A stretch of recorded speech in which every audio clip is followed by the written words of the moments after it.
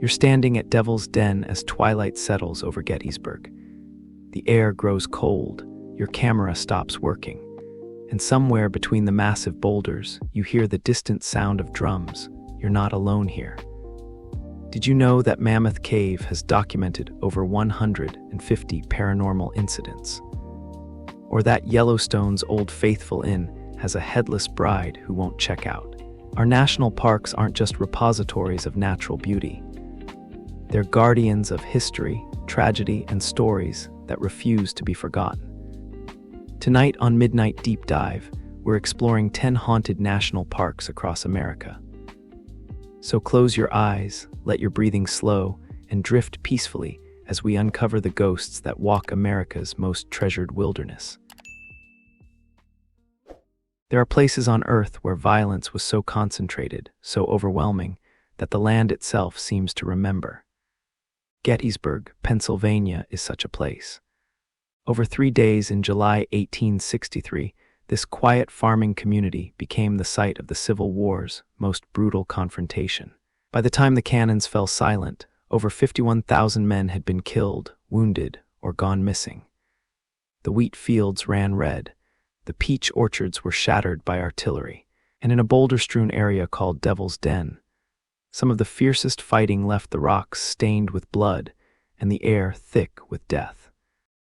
Walk through Gettysburg today, and you're walking through what is essentially a vast cemetery. The battlefield has been preserved much as it was in 1863, with monuments marking where regiments fought and fell. The rolling hills, the stone walls, the tree lines, all remain as silent witnesses to those 3 terrible days.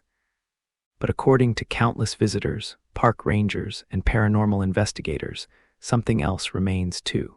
The spirits of soldiers who died far from home, in confusion and terror, still walking their posts, still fighting their battles, still unaware that the war ended over 160 years ago.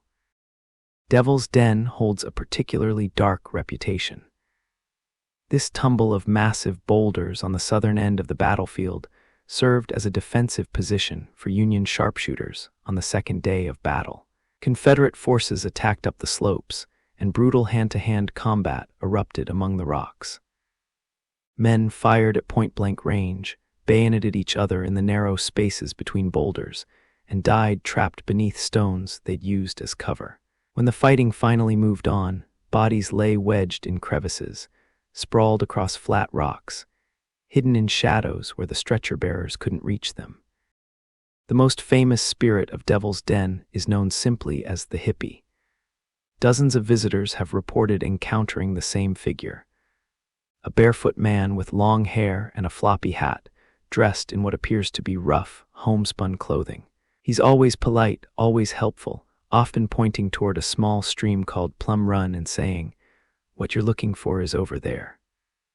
Some witnesses describe him as having a friendly, almost peaceful demeanor, despite his ragged appearance.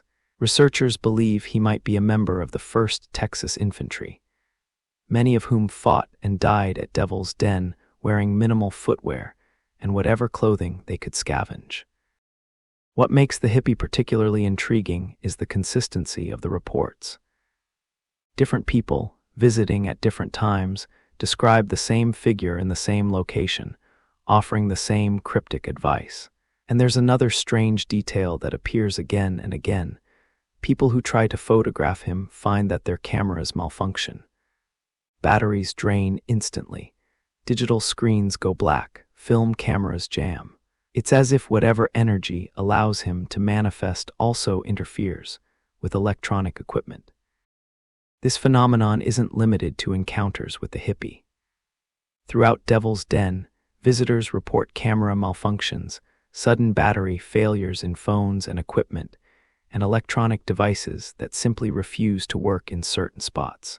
Once they leave the area, everything functions normally again. Skeptics suggest electromagnetic anomalies in the rocks themselves, but believers point out that these malfunctions occur most frequently in areas where the fighting was heaviest. The sounds of Gettysburg are perhaps even more unsettling than its apparitions. Since the 1880s, barely 2 decades after the battle, Visitors have reported hearing phantom gunfire, the thunderous boom of cannons, the rattle of musketry, and the terrifying rebel yell echoing across empty fields. These sounds are most commonly heard at dawn and dusk, the same times when the actual battle was most intense.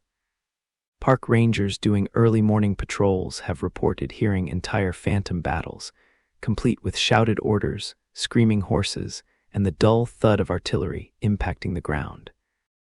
Drum rolls are particularly common. The steady, martial beat of military drums drifting across the fields with no visible source. In the 1860s, young boys as young as 10 or 12 served as drummer boys, using their instruments to communicate orders across the chaos of battle. Many of these children died at Gettysburg, and some believe the phantom drumming represents their spirits still trying to do their duty, still beating out the rhythms that once directed thousands of men. The battlefield isn't the only haunted location in Gettysburg. The town itself, which served as a makeshift hospital for thousands of wounded soldiers, has its own collection of spirits. Nearly every building that stood in 1863 has its stories. Of ghostly soldiers appearing in basements where they died of their wounds, of phantom surgeons still working in buildings that once served as field hospitals, of the smell of gunpowder and gangrene manifesting in rooms that have been clean for over a century. Pennsylvania Hall at Gettysburg College was used as a Confederate field hospital and observation post. Students and faculty report seeing Confederate soldiers in the building's cupola, the same spot where officers once used telescopes to observe Union positions. In the basement where the worst surgical cases were brought, people report feeling suddenly, inexplicably ill. The same nausea and dizziness that ether and chloroform would have produced in that cramped, poorly ventilated space. The Farnsworth House Inn, which still operates as a bed and breakfast, is riddled with over 100 bullet holes in its south wall, evidence of the sharpshooters who used it as a position. Guests report seeing Confederate soldiers in period uniforms walking the halls, the sound of boots on the stairs when no one is there, and the distinct feeling of being watched from the building's upper floors. Some visitors have reported waking in the night to find a soldier standing at the foot of their bed, only to have the figure fade away when they turn on the lights. What makes Gettysburg's hauntings so compelling is their sheer volume and consistency. This isn't a single ghost in a single location. It's hundreds of reports across multiple sites spanning more than 140 years. Park rangers, trained observers who spend their careers on these grounds, privately acknowledge that something unusual happens here. Many refuse to patrol certain areas alone after dark. Some have transferred to other parks, rather than continue experiencing the unexplained phenomena. The question that hangs over Gettysburg isn't whether it's haunted. The evidence is too overwhelming, the witnesses too numerous and credible. The question is why? What is it about this place that holds onto its dead? Is it the sheer scale of the tragedy, with so many dying in such a small area over such a short time? Is it the youth of many victims, boys barely old enough to shave who died far from home and family? Is it the confusion and chaos of battle, where men died without understanding why, or even sometimes without knowing they'd been hit? Or perhaps it's simpler than that. Perhaps Gettysburg remains haunted because we've chosen to remember it. By preserving the battlefield, by maintaining the monuments, by teaching generation after generation about what happened here, we've created a space where the past isn't really past. The landscape looks almost exactly as it did in 1863. Walk across these fields, and you're walking in the footsteps of doomed men. Stand where they stood, see what they saw. In a very real sense, the battle never ended at Gettysburg. It just moved from the physical realm into memory and story and perhaps something more.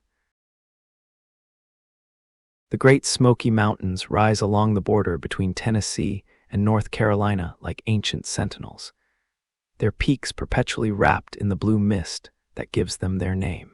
This is America's most visited national park, drawing over 14 million people each year to its lush forests, cascading waterfalls, and winding mountain roads. But long before it became a park, long before European settlers arrived, this land belonged to the Cherokee people.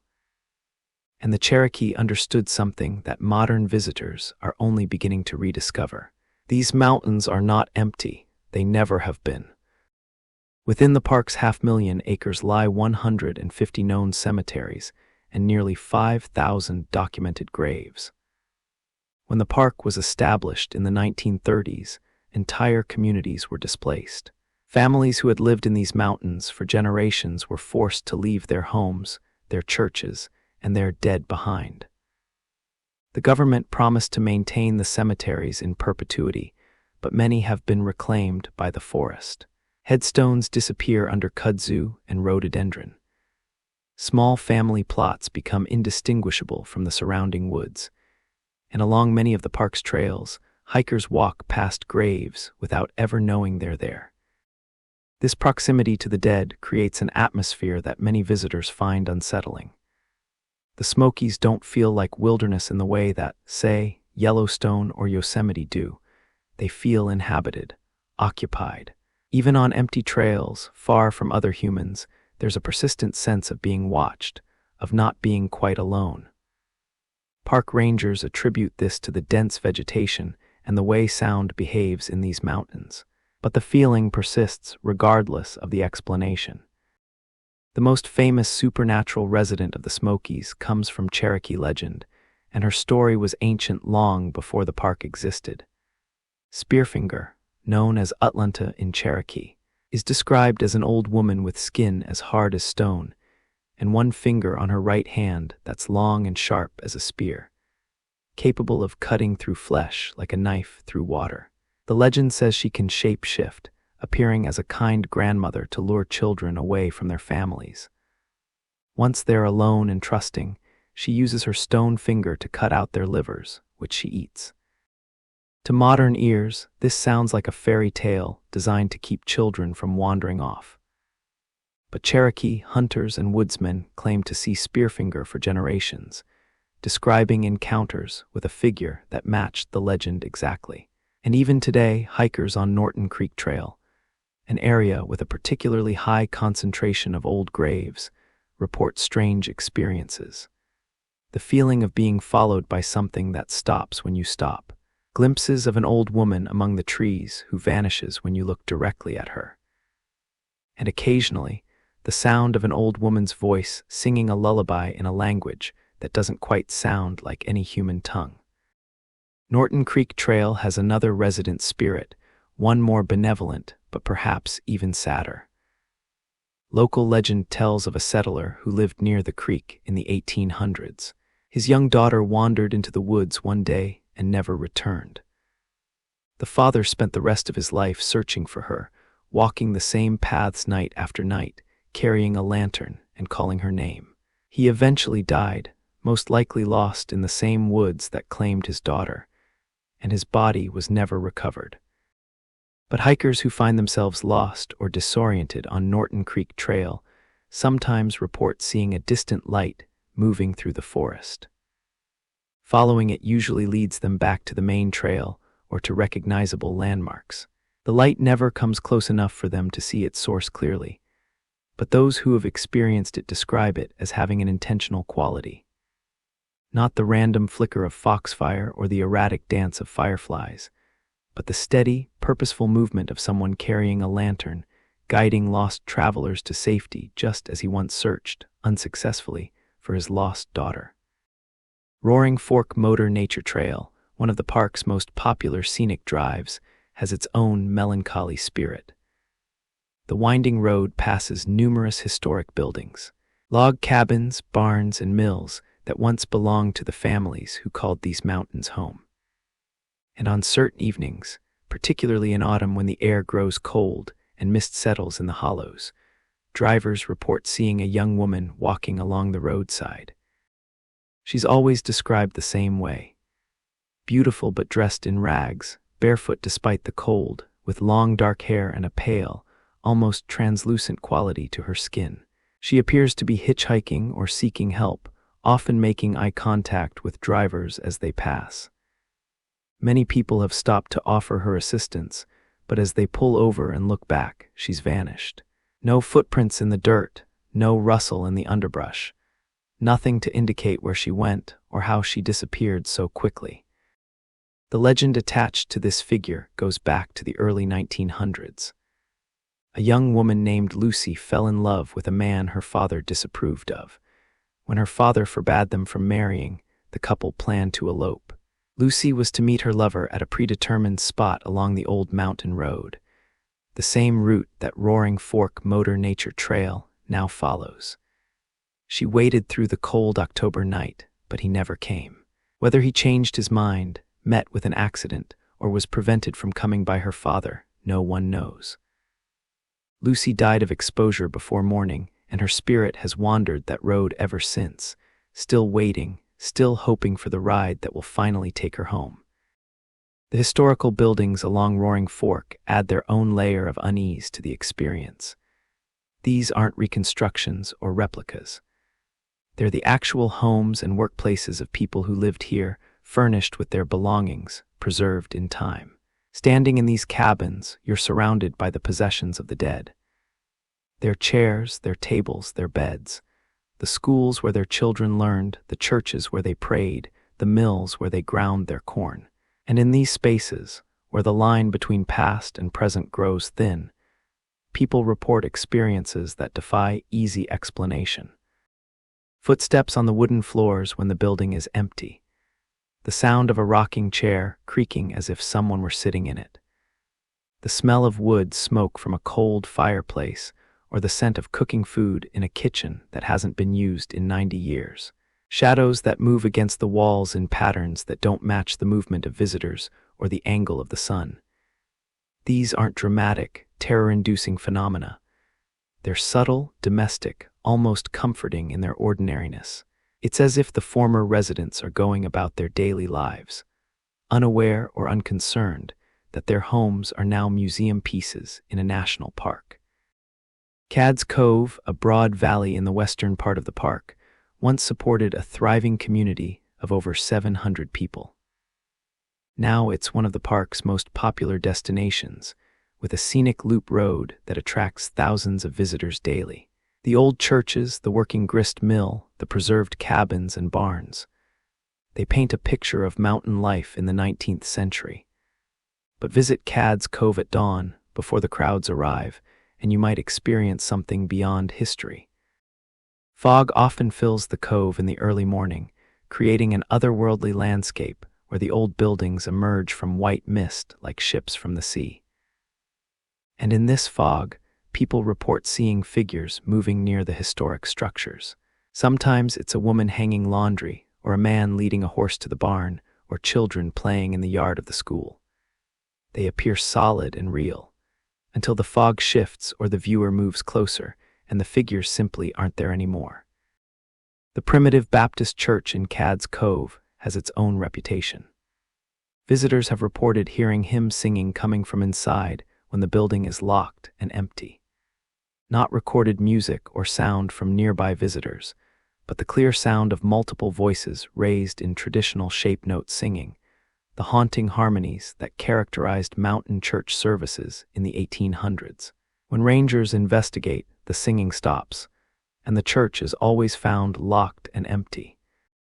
What makes the Smokies' hauntings particularly interesting is their cultural depth. These aren't just random spirits or generic ghosts. They're the specific dead of specific communities, carrying with them the beliefs, fears, and values of the people who once lived here. Spearfinger embodies Cherokee concerns about children's safety and the importance of staying with the group. Lucy represents the tragedy of thwarted love and parental control. The lantern bearer speaks to the devastating grief of losing a child and the hope of guiding others to safety. Even the domestic spirits in the historic buildings reflect the deep attachment these mountain families had to their homes and land. The forced removal of mountain communities to create the park adds another layer to these hauntings. Many families didn't want to leave. They'd lived in these mountains for generations, often since before the American Revolution. The government's use of eminent domain to acquire their land was deeply traumatic, and some residents died within months of being relocated, unable to adapt to life away from the only home they'd ever known. Perhaps some of them came back. Perhaps they never really left. Yellowstone, America's first national park, is a land of geological wonders. Geysers erupting on precise schedules, hot springs painted in impossible colors, mud pots bubbling like witches' cauldrons. The raw power of the earth is on full display here, reminding visitors that they stand atop a massive volcanic caldera that last erupted 640,000 years ago and will undoubtedly erupt again. With all this natural drama, it seems almost redundant for Yellowstone to be haunted. And yet, among the geysers and the grizzlies, there are spirits that refuse to leave. The Old Faithful Inn, built in 1903 to 1904, is an architectural masterpiece. The world's largest log structure, with a lobby that soars 7 stories high, massive stone fireplaces, and rustic elegance that has welcomed guests for over 120 years. The inn sits less than a quarter mile from its namesake geyser, allowing guests to watch Old Faithful erupt from the comfort of their rooms or the inn's expansive porches. It's a beloved landmark, featured in countless photographs and memories. It's also home to one of the national park's most tragic ghost stories. The legend of the Headless Bride of Room 127 begins in 1915, when Yellowstone was still something of a wild frontier destination. A young couple from New York City, newlyweds from wealthy families, traveled west for their honeymoon. According to the story, the bride's father, a shipping magnate of considerable wealth and influence, had reluctantly approved the marriage, providing a substantial dowry despite his reservations about the groom. His concerns, it turned out, were justified. As the couple traveled from New York to Wyoming, the new husband began gambling at every opportunity. Card games in train-smoking cars, dice games in hotel saloons, betting on everything from horse races to how long it would take Old Faithful to erupt. By the time they reached the Old Faithful Inn, much of the dowry was gone, lost at poker tables and roulette wheels across half the country. The bride, discovering the extent of his losses, was devastated. The marriage was barely a week old, and her husband had already gambled away their future. The argument that followed was heard by other guests on the second floor. Shouting, the crash of furniture, the bride's voice raised in anger and heartbreak. Then silence. The next morning, a maid discovered the bride's body in room 127, decapitated, with her head nowhere to be found. A search of the building eventually located the head in the crow's nest. The small observation room at the very top of the inn's massive lobby, accessible by a series of steep stairs and ladders. The husband had fled, but he was captured days later and confessed to the murder, though he claimed he'd acted in a rage and had no memory of carrying her head up to the crow's nest. Now late at night, when the inn is quiet and the crowds have returned to their rooms, staff and guests report seeing a woman in a wedding dress descending the main stairs of the lobby. She walks with a slow, measured pace, and she's carrying something in her hands. As she draws closer, witnesses realize with horror that she's carrying her own head. The apparition never reaches the bottom of the stairs. She simply fades away, only to be seen again another night, eternally descending, eternally carrying the physical symbol of her husband's rage. Room 127 has had its number changed several times in an apparent attempt to reduce the number of guests who specifically request it out of morbid curiosity. But whatever number is on the door, the room maintains its reputation. Guests who stay there, often unaware of its history, report profound unease. Unexplained cold spots, the feeling of being watched, and sometimes the smell of perfume. Old-fashioned rosewater and lavender, the scents a young woman in 1915 might have worn. Some guests have checked out in the middle of the night, unable to shake the feeling that something tragic happened in that space. The Headless Bride isn't the inn's only spirit. There's a small boy, described as wearing old-fashioned clothes and modern sneakers, an anachronistic detail that appears consistently in reports. He's usually seen in the hallways of the upper floors, looking lost or confused. When guests or staff approach to help him, asking if he's separated from his parents, he simply vanishes. Some witnesses have followed him around corners, only to find empty hallways. Others have seen him disappear through doors that, when opened, reveal empty rooms. The child's sneakers have led some researchers to speculate that he's a more recent spirit than most of the inn's ghosts. Perhaps from the 1960s or 70s, when sneakers became common children's footwear. But no records exist of a child dying at the inn during that period, leaving his identity a mystery. Some staff members have nicknamed him Toby, though no one knows why or where the name came from. He seems to be a gentle presence, more confused than frightening, as if he's looking for something or someone but can't quite remember what. Another spirit that frequents the inn is known as the Sea Captain, though why a sea captain would haunt a mountain hotel in Wyoming is anyone's guess.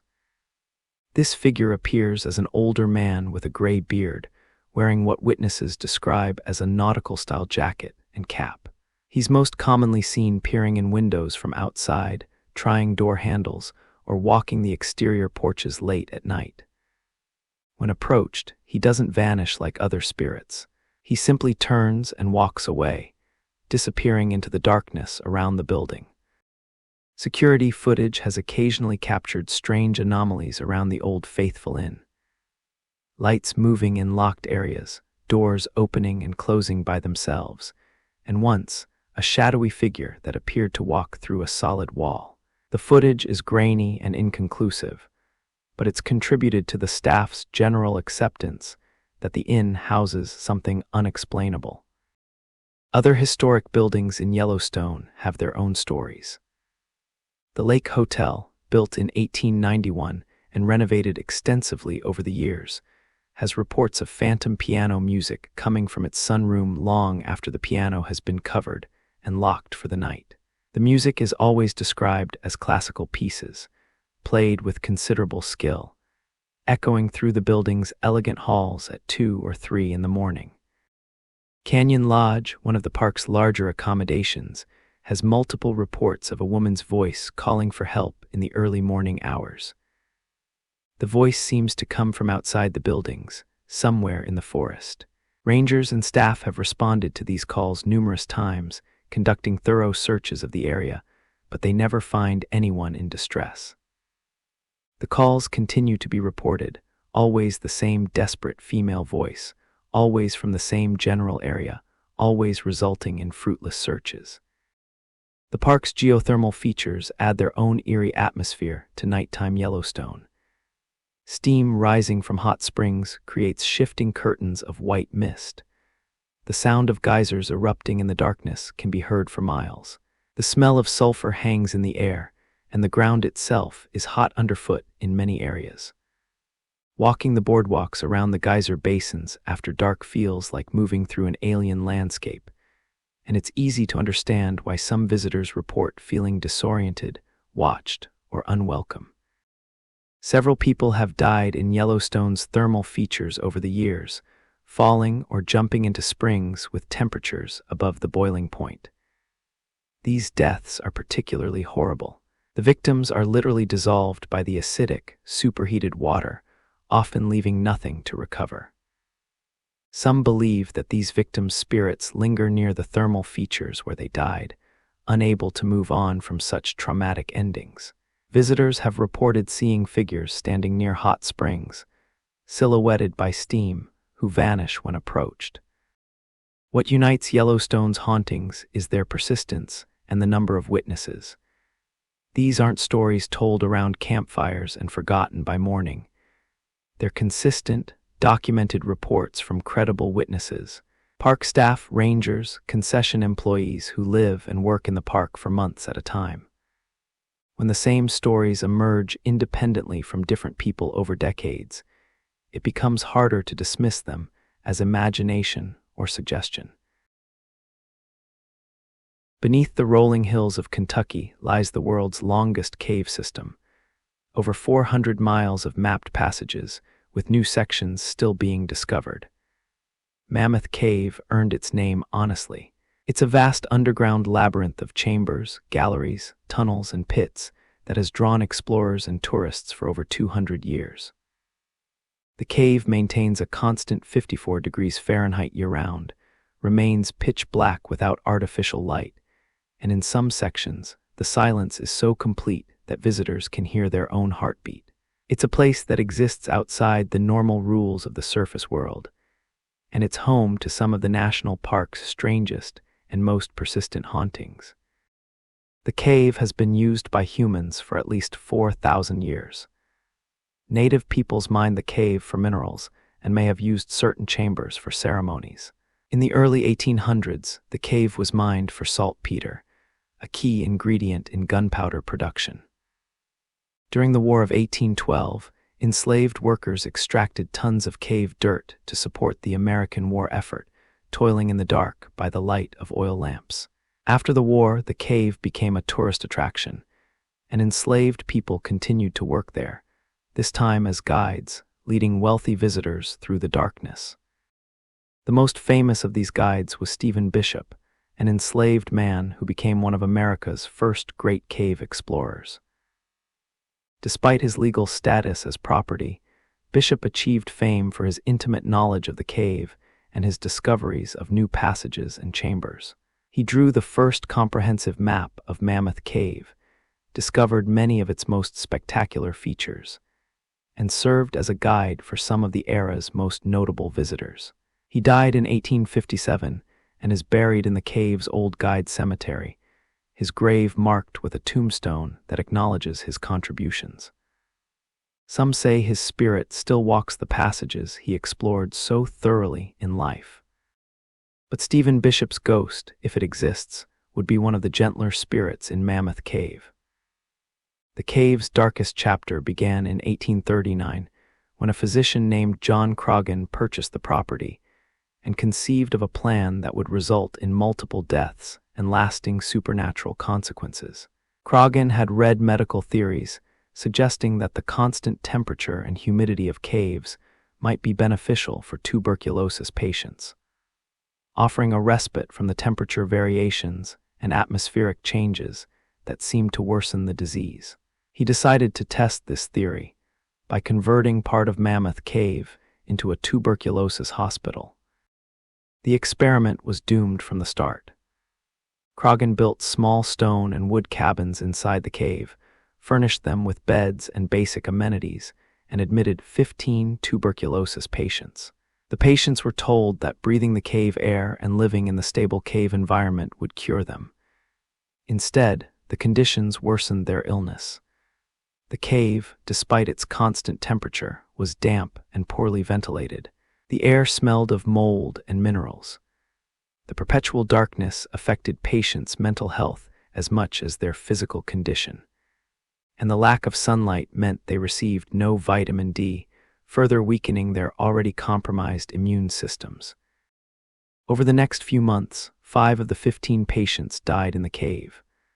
Their bodies were carried out and buried, but something of them remained. The area where the hospital stood has been preserved as a historical site, and it's one of the most unsettling places in the entire cave system. Tour groups passing through report sudden drops in temperature, the smell of sickness, and the sound of coughing echoing from empty chambers. Some visitors have reported seeing pale figures lying on the remnants of stone beds or standing in the shadows at the edges of their lights. There's a flat stone in the hospital area that tour guides call Corpse Rock. This is where the bodies of deceased patients were laid out before being carried to the surface for burial. The stone is large enough for a human body, worn smooth by the passage of time and water. And according to numerous reports from both tourists and guides, this stone is never the same temperature as the surrounding cave. While the cave maintains its constant 54 degrees, Corpse Rock is consistently colder, often feeling icy to the touch, as if it's still serving its original, grim purpose. The tuberculosis hospital isn't the cave's only site of tragedy. Over the years, several people have died in Mammoth Cave from various causes: accidents, heart attacks, getting lost in unexplored sections. One of the most famous historical deaths was that of a cave visitor in the 1930s who suffered a fatal heart attack deep in the cave during a tour. His body had to be carried out through miles of passages, a journey that took many hours and required dozens of people. Since then, that section of the cave has had reports of a male figure in 1930s clothing who appears disoriented or distressed, as if he's still trying to find his way out. Mammoth Cave has had over 150 documented paranormal incidents, making it one of the most actively haunted sites in the national park system. These incidents range from full-bodied apparitions to disembodied voices, from equipment malfunctions to visitors experiencing sudden, inexplicable panic attacks in specific locations. The National Park Service maintains detailed records of all incidents in the cave, including the unusual ones, and the patterns that emerge are difficult to explain conventionally.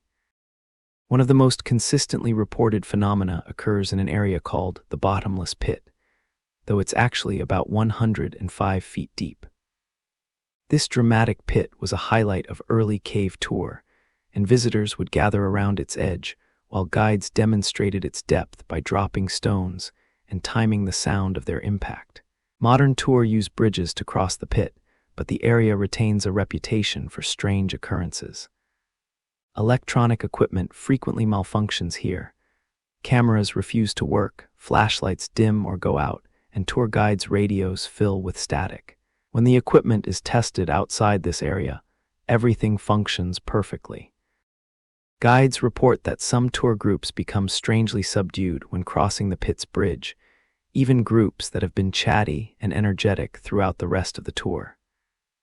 There's a feeling, many describe, of something watching from the darkness below. Of course, in a cave with millions of bats and various other creatures, the feeling of being watched might have perfectly natural explanations. But even experienced guides, who have crossed that bridge thousands of times, admit there's something about the bottomless pit that never quite feels right. The cave's commercial section, where most tours occur, is only a tiny fraction of the total cave system. Beyond the well-lit pathways and improved trails, there are hundreds of miles of wild cave. Narrow passages, vertical pits, underground rivers, and chambers that few people ever see. Cave explorers who venture into these remote sections occasionally report experiences that keep them from returning. The feeling of being followed through the darkness, voices calling from side passages, the sound of footsteps behind them when they're supposed to be alone. Strange lights that flicker in the distance, moving in ways that don't match the behavior of any known bioluminescent organisms. One exploration team in the 1970s reported an incident that's become legendary among cavers.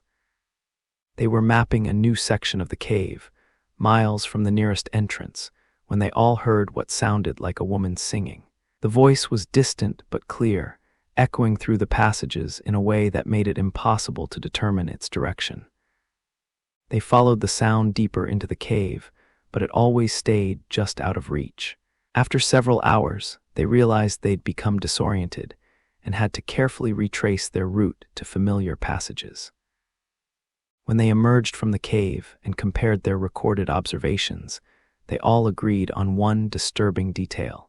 The singing had been in a language none of them recognized, and it had seemed to come from somewhere impossibly deep, far below the lowest known levels of the cave. What makes Mammoth Cave's hauntings particularly interesting to researchers is the way they seem to concentrate around specific historical events or locations. The tuberculosis hospital area, Corpse Rock, the Bottomless Pit, these aren't randomly haunted spots.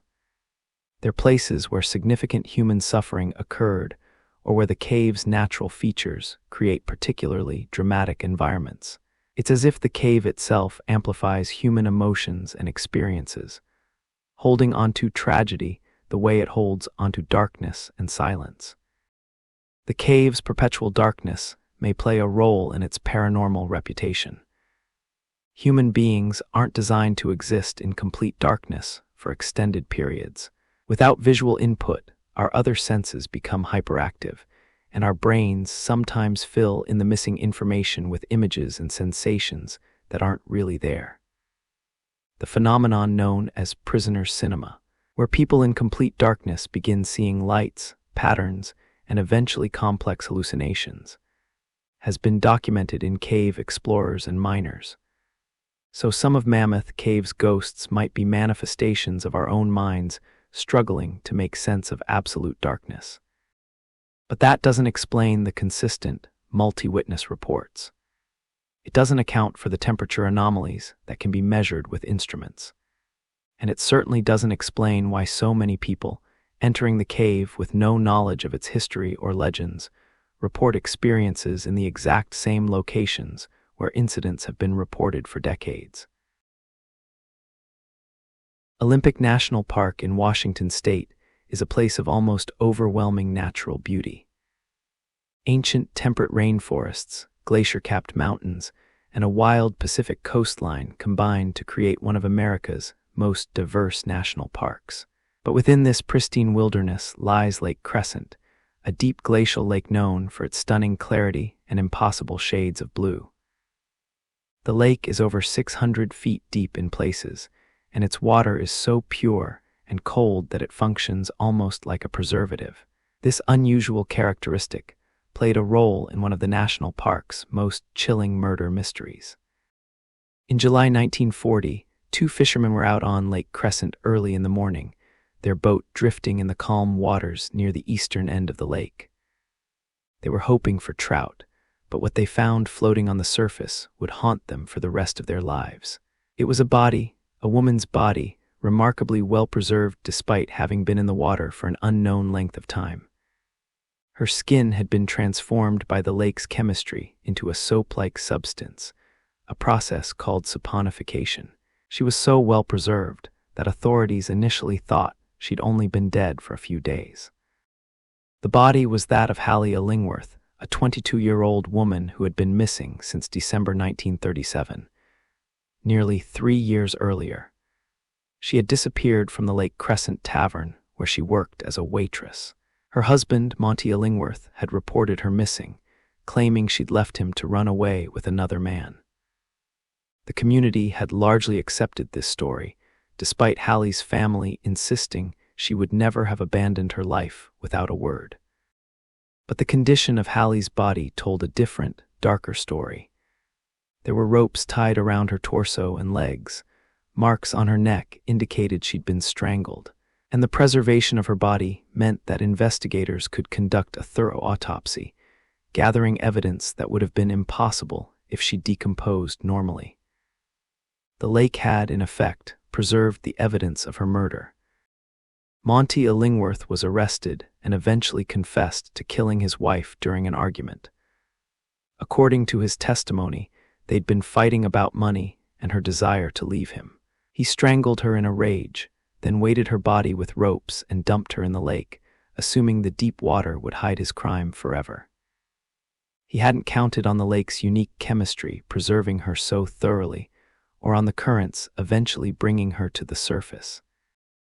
Monty was convicted and sentenced to prison, though he served only 9 years before being paroled. He left the area and died in obscurity, but Hallie never left Lake Crescent. From the moment her body was discovered, people began reporting encounters with a woman's spirit along the lakeshore and on the Spruce Railroad Trail, which follows the lake's northern edge. The Spruce Railroad Trail was originally built during World War I to transport Sitka spruce logs for aircraft construction. Now, it's a popular hiking and biking path, offering stunning views of the lake through old-growth forest. But many people who walk this trail, especially in the early morning or at dusk, report seeing a young woman in 1930s-era clothing standing near the water. She's always described the same way, slender with dark hair, wearing a simple dress or skirt, and staring out at the lake with an expression of profound sadness. When witnesses approach her, intending to ask if she needs help or just to say hello, she simply vanishes. Sometimes she fades away gradually, becoming transparent and then disappearing entirely. Other times, people look away for just a moment, glancing down at the trail to watch their footing or turning to call to a companion. And when they look back, she's gone. No sound of footsteps, no rustling in the underbrush, nothing to indicate where she went or how she left so quickly. The sightings aren't limited to the trail. The Lake Crescent Lodge, a beautiful historic hotel on the lake's southern shore, has its own collection of Hallie stories. The lodge was built in 1915, and Hallie would have been familiar with it during her time working at the lake. Guests and staff report seeing a woman matching her description in various parts of the lodge.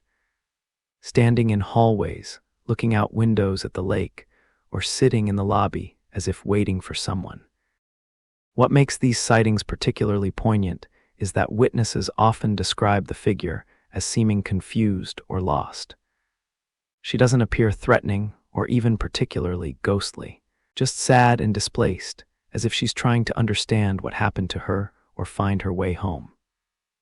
Some lodge employees have reported feeling a presence in certain rooms, particularly those with views of the lake, and describe it as a melancholy energy rather than anything frightening. The lake itself contributes to the eerie atmosphere.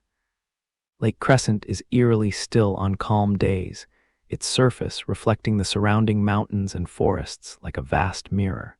The water is so clear that you can see deep into it, making the realization of its profound depth even more unsettling. Swimming in Lake Crescent, you're aware that there are hundreds of feet of cold, dark water below you, and knowing that this same water once held Hallie's body, preserving it in its depths, adds a layer of disquiet to the experience. Cold spots are frequently reported along the Spruce Railroad Trail, particularly in areas near the water. Even on warm summer days, hikers will suddenly walk into pockets of cold air so pronounced that their breath becomes visible. These cold spots don't correspond to any obvious natural features. No caves exhaling cool air, no springs or streams that might create temperature variations. They're just there, localized areas where the temperature drops dramatically for no apparent reason. Photographs taken along the trail and around the lake sometimes capture anomalies. Misty shapes that don't correspond to actual fog, orbs of light that could be dust or moisture on the lens, but seem to appear only in certain locations. And occasionally, what appear to be human figures in the background of photos when no one was visible when the picture was taken.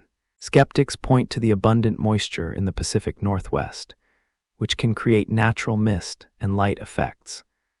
But the sheer number of these anomalous photos from the Lake Crescent area is statistically unusual. There's also the matter of the sounds. Multiple hikers have reported hearing what sounds like a woman crying or calling for help, particularly in the early morning hours when mist rises from the lake. Rangers and search and rescue teams have responded to these reports numerous times, conducting thorough searches of the area, but they never find anyone in distress.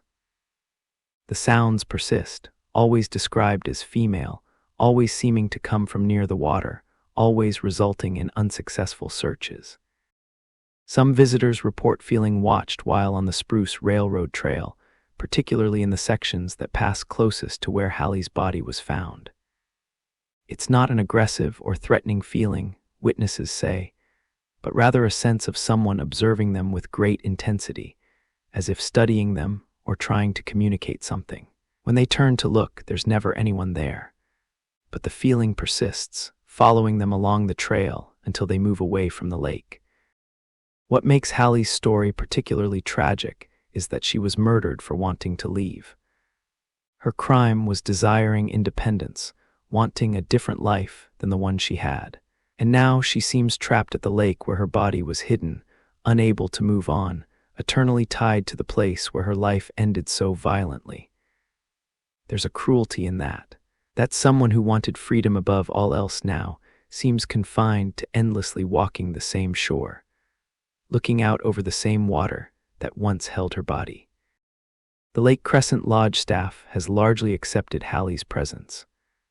Longtime employees speak of her almost fondly, as if she's a permanent resident rather than a guest. They've given her a kind of honorary place in the lodge's history, acknowledging her story while respecting her tragedy. Some employees leave small tokens, a flower in a vase, a candle in a window, in spaces where she's been seen, as if to let her know she's remembered and mourned. Hallie's ghost serves as a reminder of a real murder and a real woman whose life was stolen from her.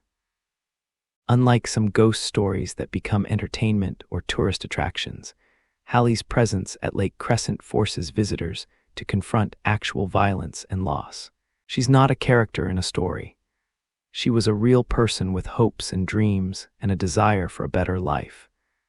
And now, whether because of unfinished business or the tragic circumstances of her death, she seems unable to leave the place where her story ended. Yosemite Valley, with its granite cliffs rising thousands of feet above the valley floor, its thundering waterfalls and its ancient sequoias, has drawn visitors for thousands of years. The native Ahwahnechee people lived in the valley long before European Americans arrived, and their legends speak of spirits inhabiting the waterfalls, the cliffs, and the deep forests. When we speak of Yosemite's ghosts, we're speaking of a place where the boundary between the natural and supernatural has always been understood as permeable, where the land itself is recognized as spiritually active. The first documented encounter between a park ranger and one of Yosemite's spirits occurred in 1857, well before Yosemite became a national park. Galen Clark, who would become the valley's first official guardian and one of its most famous early advocates, was exploring near Grouse Lake in the high country. As he hiked through the forest, he kept hearing a sound that puzzled him, a plaintive wailing that he initially took for a lost or injured dog. The sound would echo through the trees, seeming to come from near the lake, then fade away, only to start again minutes later. That evening, Clark joined a camp of native hunters he'd encountered in the area. He asked them about the sound, describing it as best he could, and explaining that he'd tried to find the source but had been unsuccessful. The hunter's reaction was immediate and serious. They told him not to approach Grouse Lake when the wailing could be heard. The sound, they explained, was not an animal. It was the spirit of a boy who had drowned in the lake long ago. The ghost called to passers-by, trying to lure them to the water's edge so he could grab their legs and pull them under to share his watery grave. Clark, a man of science and rational thinking, initially dismissed this explanation. He theorized that the sound might be an unknown species of waterfowl, or perhaps a natural acoustic phenomenon created by wind moving through the rocks around the lake. But in his written accounts, he noted that the native hunters absolutely believed in the spirit's existence and refused to approach the lake when the wailing could be heard. And despite his skepticism, Clark himself never determined the actual source of the sound. The Grouse Lake ghost has been reported intermittently for over 160 years. Modern hikers occasionally mention hearing strange wailing sounds near the lake, though most attribute them to wildlife or wind. But there's a consistency to the reports. The sound is always described as mournful and human-like. It always seems to come from near the water, and it always creates a sense of unease in those who hear it, even those who have never heard the legend. Bridal Veil Fall, one of Yosemite's most beautiful and accessible waterfalls, carries its own dark legend. The Ahwahnechee people called this waterfall Pohono, which translates roughly as spirit of the puffing wind or evil wind. They believed that an evil spirit inhabited the falls, particularly the pool at its base, and that this spirit would cause anyone who ventured too close to become dizzy and disoriented, ultimately falling into the water and drowning. The legend might seem like simple superstition until you consider the statistics. Bridal Veil Fall has been the site of numerous accidents and deaths over the years, far more than would be expected given its relatively easy accessibility and the number of visitors it receives. People have fallen from the trail above the falls, slipped on wet rocks near the pool, and suffered fatal accidents while trying to photograph the waterfall from dangerous positions. The frequency of these incidents has led some modern rangers to quietly acknowledge that there might be something to the old legend. Not necessarily an evil spirit, but perhaps some quality of the location that affects human judgment or balance. The mist from Bridal Veil Fall creates rainbows on sunny days, and the constant spray keeps the rocks perpetually wet and slippery. The sound of falling water can be disorienting, masking other sounds and making it difficult to communicate. And the pool at the base is deeper and more turbulent than it appears, with currents that can pull a person under. All of these factors could explain the accidents without recourse to supernatural explanations.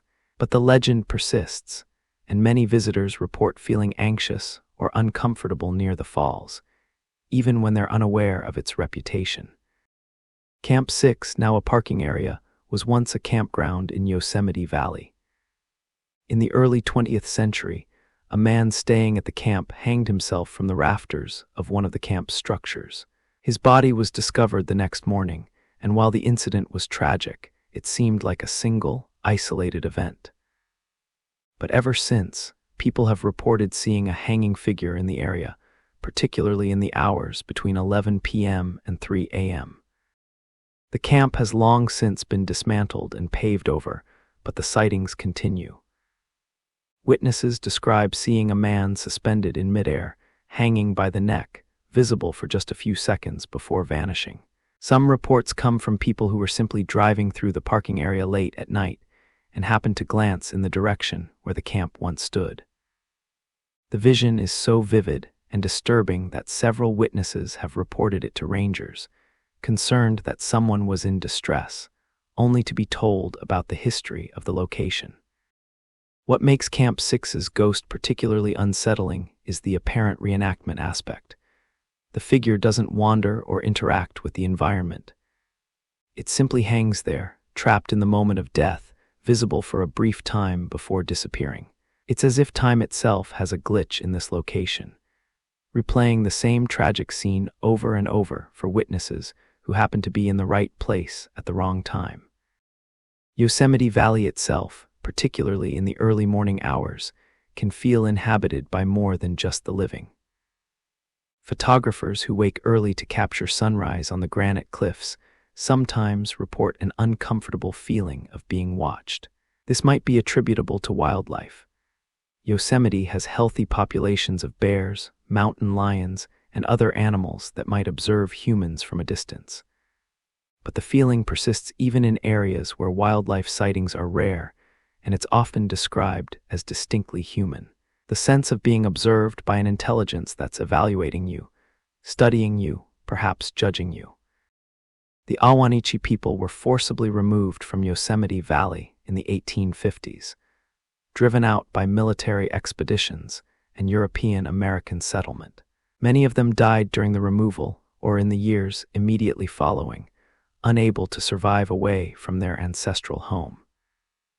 Some researchers believe that the sense of presence in Yosemite Valley might be connected to this tragedy. The spirits of the indigenous people who never wanted to leave, who are still, in some sense, home. The Awani Hotel, now called the Majestic Yosemite Hotel, is one of the park's most elegant and historic buildings. Built in 1927, it was designed to accommodate wealthy visitors in style while incorporating Native American design elements. The hotel is beautiful and well-maintained, but staff members occasionally report strange occurrences. Elevators moving between floors with no one inside them, doors that lock and unlock themselves, the sound of footsteps in empty hallways, lights turning on and off in unoccupied rooms. Most of these incidents have prosaic explanations: old wiring, mechanical issues with elevators, settling of the building's structure. But the pattern of reports is interesting. They tend to cluster around certain rooms and certain times of night, and they're often accompanied by a feeling of presence. The sense that someone is occupying a space even when it appears empty. Mirror Lake, despite its name, is actually a seasonally dry meadow for much of the year, filling with water only during spring runoff. When it is full, it creates perfect reflections of the surrounding cliffs, hence its name. But even when dry, the area has a reputation for strangeness. Hikers report feeling disoriented there, losing their sense of direction even on clear trails. Some describe a heavy, oppressive feeling, as if the air itself is pressing down on them. Others report sudden, intense emotions, sadness, anxiety, or fear, that have no apparent cause and disappear as soon as they leave the area.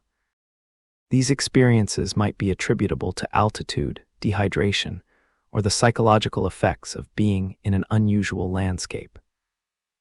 But they're reported frequently enough and consistently enough to have become part of Mirror Lake's reputation among regular Yosemite visitors and staff.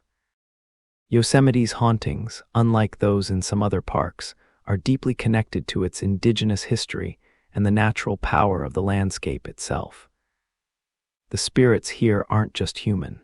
They're the spirits of place, the essential character of waterfalls and lakes and cliffs that have their own presence independent of human interpretation. The Awanichi understood this, creating stories that personified natural features and taught respect for the land's power. Modern visitors, encountering these same locations, sometimes feel echoes of that ancient awareness. The recognition that this landscape is alive in ways that go beyond biology and geology, into something more mysterious and profound. The Grand Canyon is one of Earth's most overwhelming natural features. Standing at its rim, looking across layers of stone that represent nearly 2 billion years of geological history, most visitors feel dwarfed by its scale and humbled by its age. It's a place that puts human concerns into sharp perspective. Our lives, our problems, even our civilization are barely a blink in the canyon's timeline. But this ancient landscape also holds more recent human tragedy, and some of those stories refuse to fade into the stone. Over 900 people have died in Grand Canyon National Park since records have been kept. Some fell from the rim while taking photographs or ignoring safety barriers. Others died of dehydration or heat stroke while hiking in the brutal summer temperatures. River runners have drowned in the Colorado River's rapids, and a few have chosen the canyon as the place to end their lives, leaping from its cliffs into the vast space below. With this much death concentrated in one location, it would be surprising if the canyon weren't haunted. The north rim of the Grand Canyon is less visited than the south rim, more remote and only open seasonally. It's a quieter, more contemplative place, with fewer crowds and more opportunity for solitary encounters with the landscape. The Grand Canyon Lodge, perched on the rim with stunning views into the canyon, is one of the North Rim's crown jewels. A rustic but elegant building from the 1930s that has hosted generations of visitors. And just a short walk from the lodge, the Transept Trail offers an easy hike along the canyon's edge, with views that stop people in their tracks. It's along this trail and in the lodge itself that the Wailing woman makes her presence known. The legend begins with a tragedy from the 1920s. A family, husband, wife, and adult son, was staying at the Grand Canyon Lodge. One morning, the husband and son decided to take a hike along the canyon rim before breakfast. It was a beautiful day, clear and calm, and they were experienced hikers familiar with mountain terrain. But weather in the canyon can change with frightening speed. What began as a pleasant morning hike turned deadly when a sudden, violent storm swept across the rim. Lightning struck nearby, thunder echoed through the canyon, and rain fell so heavily that the trail became slick and treacherous. In the chaos and poor visibility, both men lost their footing and fell from the trail, tumbling over the edge and falling hundreds of feet to the rocks below. Their bodies were eventually recovered, but the search took days, and the wife spent that time in anguish, not knowing if her husband and son were alive or dead. When the bodies were finally found and the news delivered, the wife's grief was absolute. She'd lost everything in a single morning. According to witnesses, her wailing could be heard throughout the lodge, a sound of such complete anguish that people who heard it were moved to tears. She left the canyon shortly after, returning to her home in the east, and the story might have ended there. But death, particularly tragic and sudden death, sometimes leaves an imprint on a place. Since that time, visitors and staff along the Transept Trail and at Grand Canyon Lodge have reported encountering a woman dressed in clothing from the 1920s or early 1930s. She's always alone, always near the canyon's edge, and she's always crying. The sound of her weeping carries in the quiet air of the North Rim, and it's described consistently as one of the most heartbreaking sounds witnesses have ever heard. Not theatrical or ghostly, but genuine human grief, raw and devastating. When people approach the woman, intending to offer comfort or assistance, she usually disappears. Sometimes she fades away gradually. Other times, people look away for just a moment, and when they look back, she's gone. A few witnesses report that she's looked directly at them before vanishing, and they describe her expression as one of such profound loss that it's difficult to forget. The woman has also been encountered inside Grand Canyon Lodge. Staff members working late-night shifts have reported hearing a woman crying in empty hallways. The sound seems to move through the building, echoing from one corridor to another, always just out of sight. When they investigate, they find nothing. But occasionally, they report feeling a cold presence brush past them, accompanied by a wave of overwhelming sadness so intense it brings them to tears. Doors in the lodge sometimes slam shut violently when there's no wind and no one nearby. This happens most frequently on stormy days, when weather conditions similar to those that killed the woman's husband and son are present on the rim. Staff has learned to recognize the pattern. When storms approach, unexplained activity in the lodge increases. Doors slam, lights flicker, and the sounds of crying become more frequent. What's particularly interesting about the Wailing woman is that she seems aware of the living. Unlike some ghosts that appear to be simply replaying past events, oblivious to present-day witnesses, the Wailing woman sometimes makes eye contact. She sometimes responds to people calling out to her, turning toward them or taking a step in their direction before vanishing. This suggests a level of consciousness and awareness that makes her encounters feel more like meetings with an actual person than observations of a supernatural phenomenon. The Transept Trail itself can feel unsettling even without paranormal experiences. It runs along the very edge of the canyon, with spectacular drop-offs just feet from the path. On quiet mornings or evenings, when few other hikers are around, the silence is profound, broken only by the sound of wind coming up from the canyon and the occasional cry of ravens. It's easy to imagine what it would be like to slip on this trail, to feel the ground give way, to have that terrible moment of realization before the fall. Perhaps this imaginative exercise is what creates the sense of unease many people report feeling along the trail. But the consistency of the Wailing woman reports suggests something more than imagination. The same figure, in the same period clothing, seen by different people over decades, always exhibiting the same profound grief. Rangers on the North Rim don't officially acknowledge the legend, but many privately admit that there's something unusual about the Transept Trail and the lodge. They avoid the trail alone at dusk. They acknowledge strange sounds and experiences without trying to explain them. And they treat the Wailing woman's story with more respect than they might give to typical ghost tales. Photographs taken along the Transept Trail sometimes show anomalies. Misty shapes that don't correspond to actual fog, shadow figures at the edge of frames, and orbs of light that could be dust on the lens but appear frequently in the same locations. Some visitors have reported that their cameras malfunctioned specifically at spots along the trail where the Wailing woman has been seen, refusing to take pictures or capturing only darkness despite broad daylight. The story of the Wailing woman is ultimately about loss that's too great to bear, grief so profound that it transcends death itself. A woman who lost her entire family in a single moment, whose world ended on a beautiful morning in one of Earth's most magnificent places. And now, perhaps, she's trapped there, eternally reliving that loss, searching for the husband and son who will never return, unable to move beyond the moment when everything changed. It's a story that resonates with anyone who's experienced devastating loss, and maybe that's why her legend persists. Because her grief represents something universally human and universally heartbreaking. Not all ghost stories are about tragedy and loss. Sometimes they're about triumph, about people whose spirits remain in places they loved so much in life that they refuse to leave even in death. The story of Alice Mabel Grey, known as Diana of the Dunes, is one such tale. A ghost story, yes, but also a conservation story, a story about unconventional choices and the price of living authentically.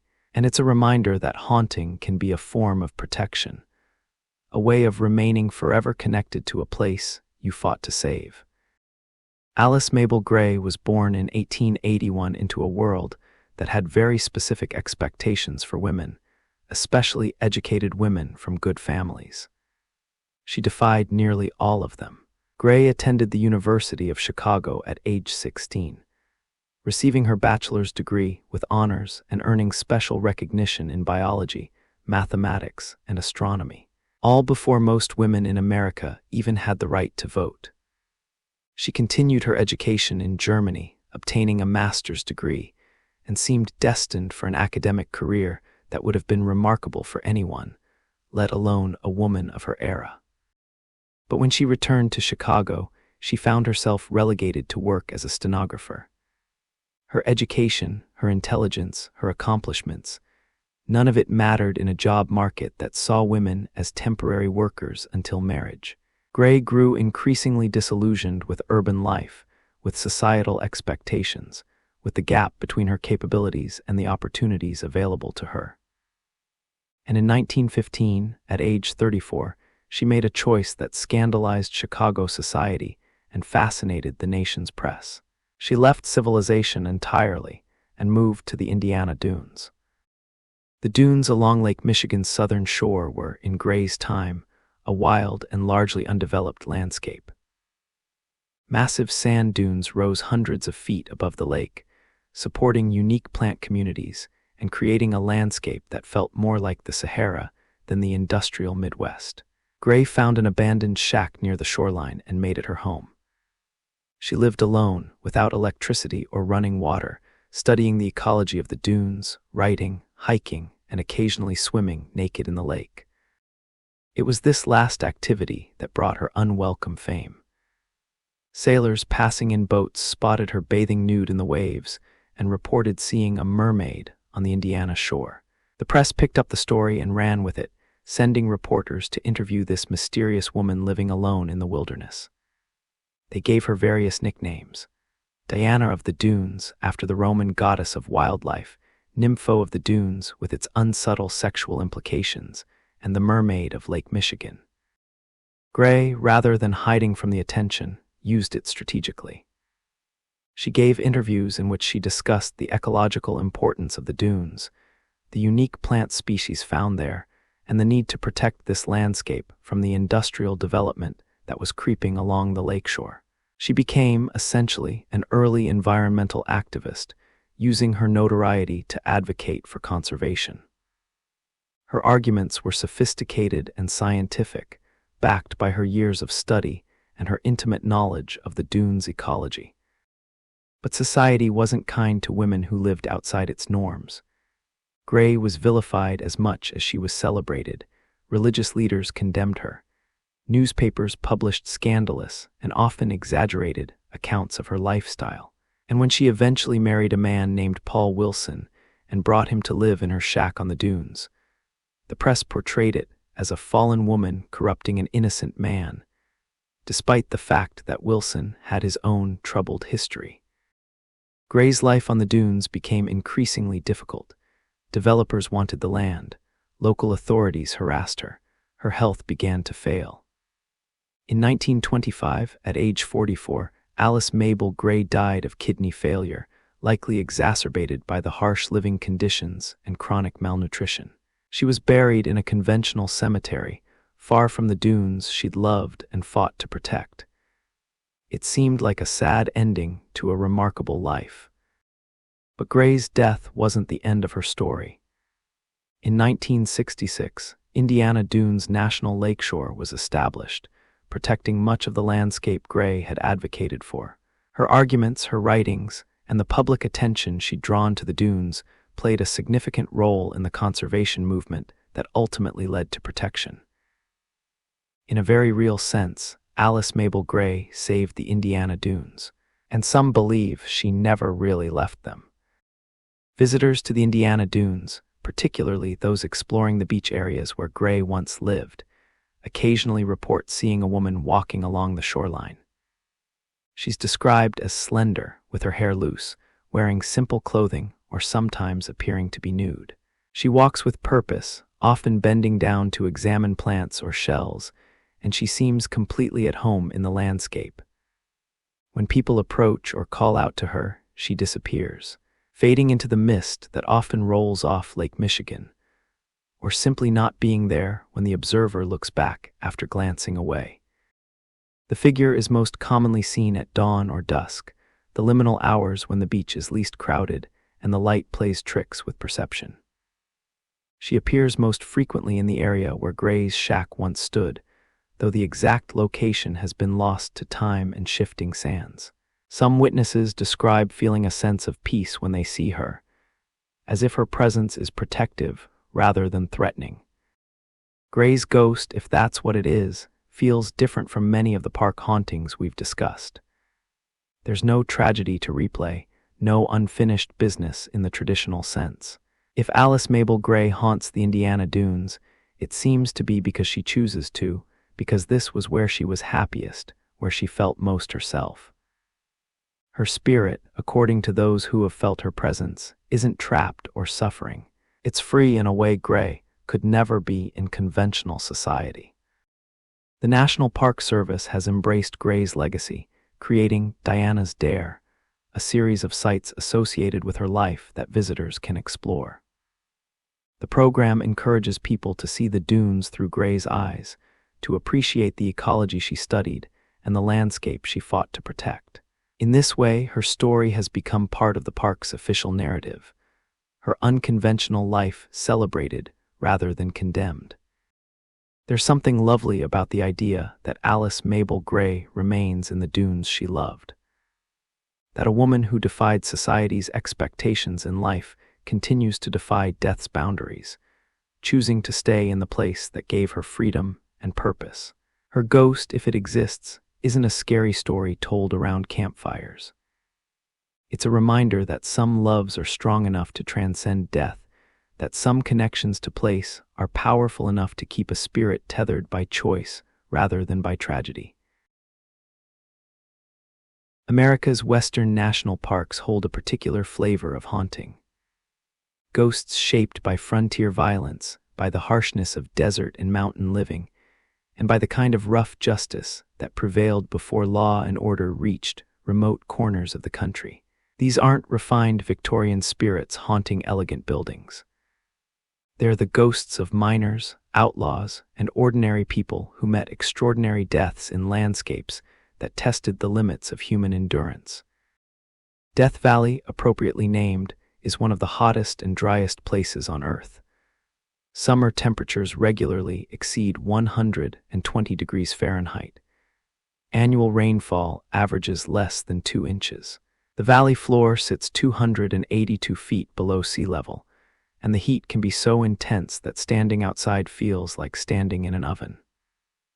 This is not a forgiving landscape, and many people who ventured into Death Valley in search of gold, silver, or opportunity found only death instead.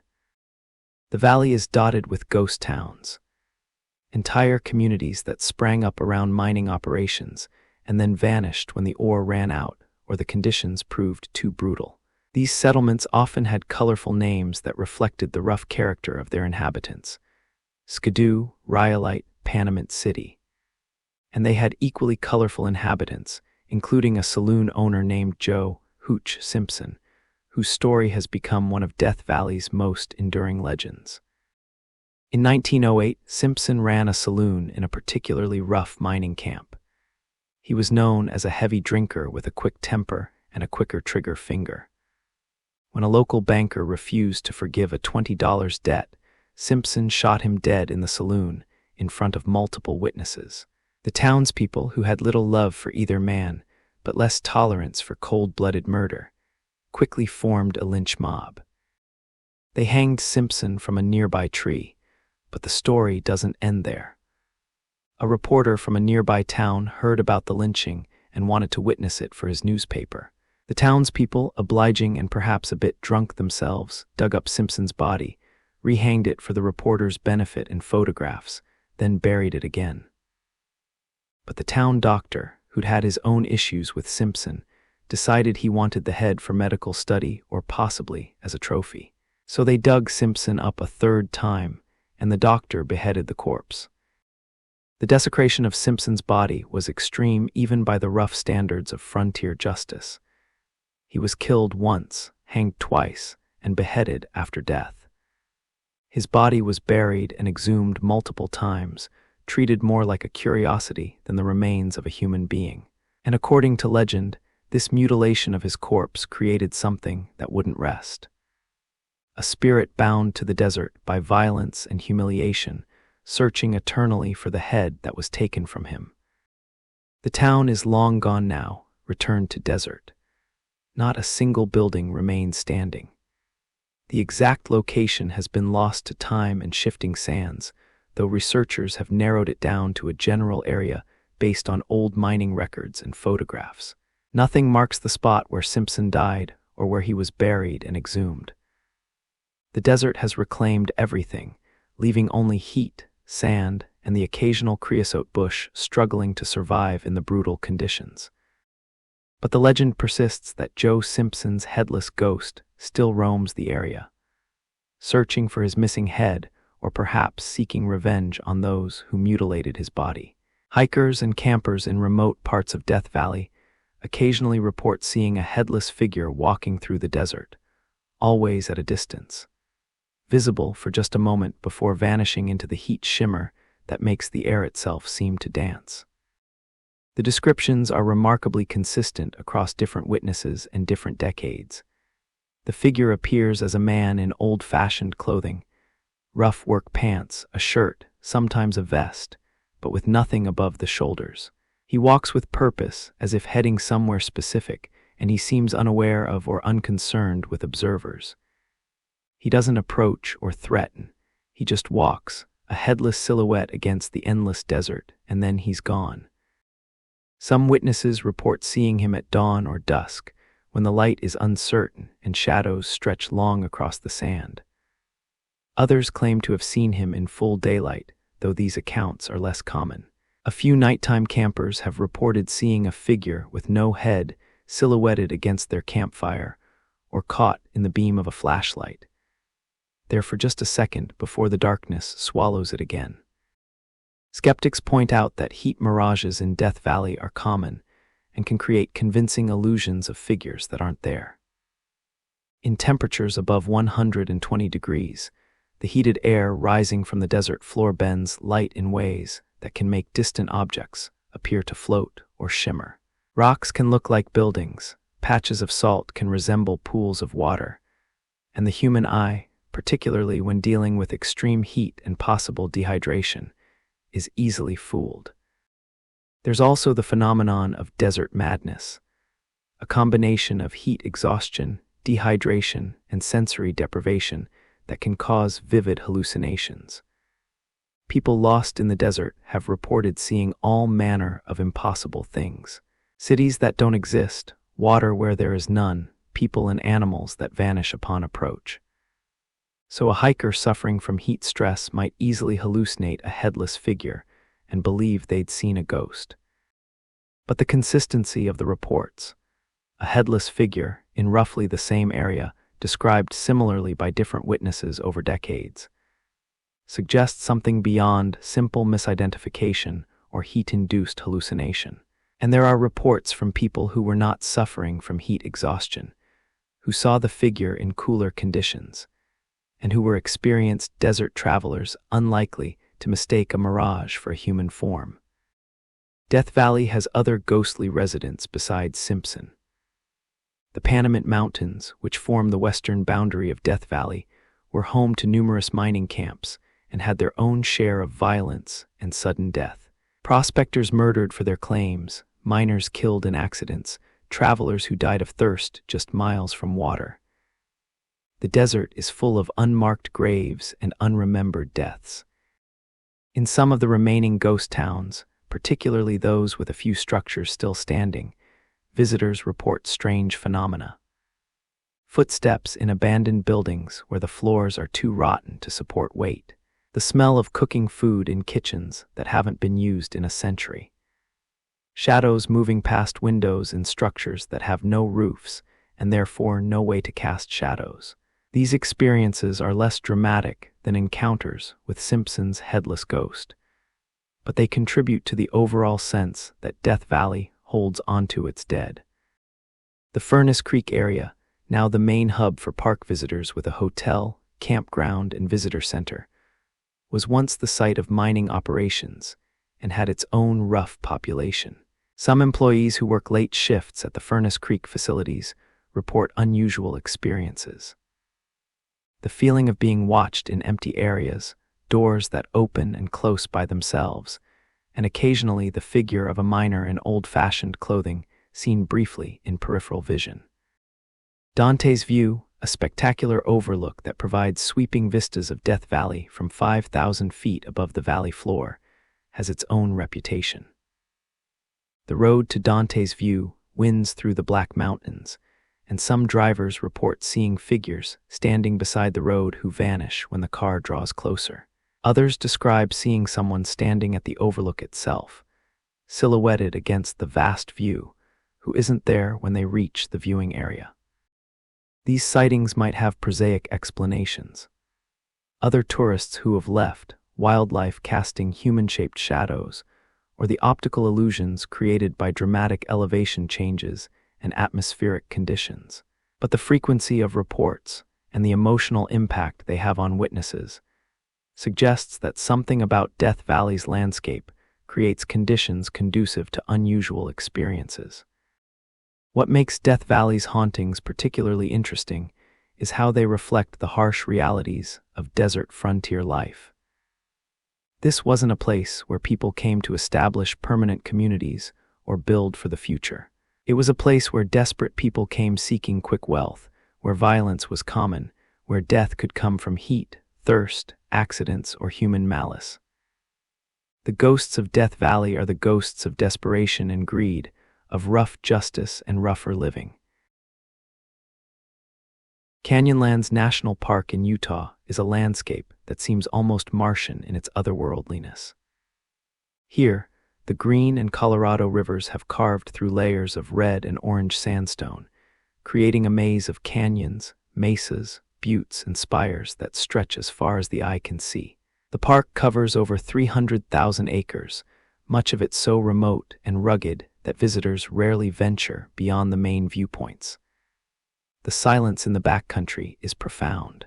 No traffic sounds, no human voices, just the whisper of wind through stone and the occasional cry of a raven echoing through the canyons.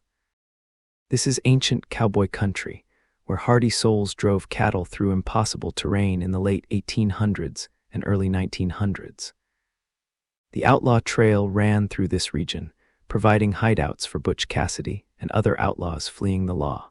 Life here was brutal, water was scarce, the summer heat was punishing, and winters could be deadly. The people who came to this country were often running from something or desperate for a new start, and not all of them survived the harsh realities of canyon living. Wild mustangs roamed these canyons for generations, descendants of horses that escaped from Spanish explorers or were released by native peoples. These horses were perfectly adapted to the harsh environment, knowing every seep spring and seasonal water source, able to navigate the treacherous rock ledges and find forage in places where domesticated horses would starve. They were beautiful animals, tough, intelligent, and free in a way that captured the imagination of everyone who saw them. Cowboys and ranchers viewed these wild herds with mixed feelings. On one hand, mustangs competed with cattle for water and grazing. On the other hand, they represented potential profit if they could be caught and broken. Wild horse roundups became common in the canyon country, with cowboys spending weeks tracking and herding mustangs into box canyons or crude corrals. It was dangerous, exhausting work that tested both horses and men to their limits. The legend of Canyonlands' ghost horses begins with one such roundup in the 1880s or 1890s. The exact date has been lost to time. According to the story, a group of cowboys spent several weeks tracking and gathering a large herd of wild mustangs, perhaps 50 or more horses. They drove them through the canyons, gradually pushing them toward a natural trap, a box canyon with high walls and only one entrance. Once the horses were inside, the cowboys blocked the entrance with brush and rocks, creating a temporary corral. Over the next few days, the cowboys went through the captured herd, selecting the animals they wanted. They chose the young stallions that could be broken and sold, the strong mares that might produce good foals, the horses with the best conformation and the most promise. These chosen animals were separated from the herd and driven away to ranches where they would begin their new lives as working horses. But that left behind the horses the cowboys didn't want. The older stallions too set in their wild ways to be safely broken, the mares past breeding age, the horses with crooked legs or other imperfections, and the foals too young to be worth the effort of transporting. The cowboys faced a decision. They could spend days or weeks driving these unwanted horses back out of the canyon and releasing them. Or they could simply leave them in the box canyon and ride away. They chose to ride away. What happened next was inevitable and horrific. The box canyon had no water source. The sparse vegetation was quickly consumed by the trapped herd. The horses, realizing they were abandoned, tried desperately to escape. They ran at the blocked entrance again and again, injuring themselves on the rocks and brush. They searched every inch of the canyon walls, looking for any possible route out. And as the days passed and the sun beat down on the red rock, they began to die. Some died of thirst first, their bodies shutting down in the brutal heat. Others, maddened by hunger and fear, injured themselves trying to climb the impossible walls or fighting with each other over the last scraps of dried grass. The stronger horses lasted longer, but ultimately, without water, every single animal died in that canyon. 50 or more horses, left to die of thirst and starvation because they weren't deemed worth the trouble of releasing. The story might have ended there, just another sad tale of frontier callousness toward animals. But according to local legend and the reports of countless visitors over the past century, those horses never really left the canyon. On nights when the moon is full, people camping in the remote areas of Canyonlands report hearing sounds that have no natural source. The thunder of many hooves pounding on stone, the high whinnying of frightened horses, the scream of stallions fighting, and beneath it all, the sound of a large herd in distress. The sounds are described as coming from everywhere and nowhere, echoing through the canyons in ways that make it impossible to determine their origin. Sometimes they seem to be right overhead, as if a herd were running along the canyon rim.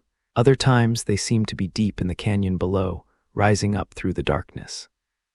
And occasionally, campers report hearing hoofbeats approaching their camps, growing louder and closer, only to stop suddenly with no sign of any animal nearby. Some witnesses claim to have seen the ghost herd itself. These sightings typically occur on moonlit nights when visibility is good, but the light is uncertain. The horses appear as translucent or shadowy forms, sometimes dozens of them, galloping through the canyons with their manes and tails streaming behind them. They make no sound when they're visible. Their hooves don't strike the ground, they don't whinny or snort, they simply run in complete silence, like watching a movie with the sound turned off. The herd is always described as being in motion, running hard as if fleeing from something or searching desperately for something they can't find. They never stop, never graze, never rest. They simply run through the moonlight and then fade away, dissolving into the shadows or vanishing into the canyon walls as if they were never there. Witnesses describe feeling profound sadness when they see the ghost horses, a sense of the herd's fear and desperation that lingers long after the vision ends. Skeptics point out that Canyonlands has a population of living wild horses, descendants of ranchers' horses, and perhaps distant relatives of the legendary trapped herd. The sounds of real horses echoing through the canyons could easily be mistaken for supernatural phenomena. Canyon acoustics can be strange, carrying sounds for miles and making it difficult to determine their source or distance. A small group of horses several miles away might sound like a large herd nearby, and the way sound bounces off canyon walls can create the impression that hoofbeats are coming from multiple directions. There's also the fact that canyons can produce natural sounds that mimic hoofbeats. Wind through narrow passages can create rhythmic booming sounds. Rocks loosened by temperature changes can tumble down slopes in patterns that sound like running animals. And the human brain, especially in the darkness of a remote backcountry camp, is prone to interpreting ambiguous sounds as familiar patterns, including the sounds of horses, which are deeply embedded in human cultural memory. But these explanations don't fully account for the consistency and specificity of the reports. Multiple witnesses, over multiple decades, describing the same phenomenon in similar terms. The sounds are always described as a large herd, always in distress, always occurring at night, and always in the more remote areas of the park. And the visual sightings, while less common, share remarkable similarities across different witnesses who had no contact with each other. There's also an emotional consistency to the reports that's harder to dismiss. Witnesses don't just hear sounds or see shapes. They report feeling the horses' emotions, the fear, the desperation, the confusion of animals who don't understand why they've been abandoned or how to escape their fate. This empathetic dimension suggests that people are experiencing something beyond simple auditory or visual misidentification. They're connecting with something, whether it's actual ghostly horses or some kind of emotional imprint left on the landscape by suffering and death. The legend of the ghost horses serves multiple functions in Canyonlands' cultural landscape. It's a cautionary tale about the treatment of animals and the consequences of cruelty. It's a reminder of the harsh realities of frontier life, where economic considerations often outweighed compassion. And it's a way of acknowledging and mourning the countless animals that suffered and died in the service of human expansion into the American West. For modern visitors, particularly those who love horses or who are sensitive to animal welfare issues, the ghost horse story resonates powerfully. It transforms Canyonlands from a purely geological wonder into a landscape that holds memory and emotion. The beautiful red rock canyons become not just scenic, but haunted, carrying with them the echo of equine suffering that demands acknowledgement and remembrance. Some park visitors, upon hearing the legend, have reported experiencing the ghost horses even when they weren't specifically looking for paranormal encounters. Campers who knew nothing about the story wake in the night to sounds of hoofbeats. Hikers feel suddenly, inexplicably sad in certain canyons. Photographers capture strange shapes in their images, vague horse-like forms that weren't visible when they took the picture. These unsolicited experiences lend credibility to the legend, suggesting that something about certain locations in Canyonlands creates consistent effects on visitors. Whether the ghost horses are real spirits, acoustic phenomena, or cultural memory given form, they've become an integral part of Canyonlands' identity. They remind visitors that this landscape holds more than just geological wonders. It holds stories of life and death, cruelty and consequence, and the possibility that some acts of callousness leave marks that can't be erased by time or weather.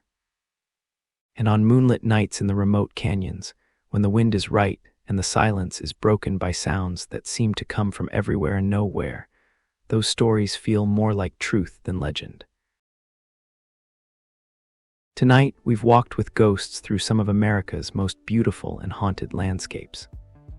We've stood with phantom soldiers on blood-soaked battlefields, searched with the wailing woman for her lost family, descended into cave darkness where the sick died far from sunlight, and celebrated with Diana of the Dunes as she protects forever the land she loved.